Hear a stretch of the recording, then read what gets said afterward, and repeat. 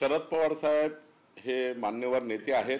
त्यांची आणि आमची वैचारिक भूमिका नक्की वेगळी आहे. पण शरद पवार साहेबांसारख्या व्यक्तीवर व्यक्तिगत टीका टिप्पणी करणे आणि अत्यंत खालच्या पद्धतीची टीका करणे हे काही पक्षाला मान्य नाही.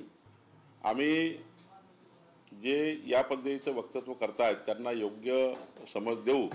चर्चा कुठणारी हे मला माहिती नाही, पण काँग्रेस पक्ष हा अस्वस्थ आहे आणि काँग्रेस पक्षामध्ये काँग्रेस पक्षाच्या नेतृत्वाने जे चुकीचं या देशामध्ये खोटारडेपणा केला त्यातून काही मतं त्यांना मिळाले.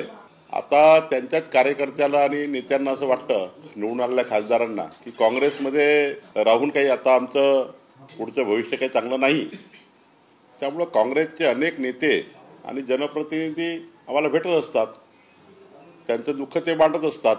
काँग्रेसचं नेतृत्व हे निवडून आलेल्या खासदारांना आमदारांना सांभाळण्याकरता योग्य पद्धतीचं त्या ठिकाणी निवडून आलेल्या लोकप्रतिनिधींची पक्षाच्या थाप असते, पक्षाची पाठीवर हात ठेवावा लागतो पक्षाने.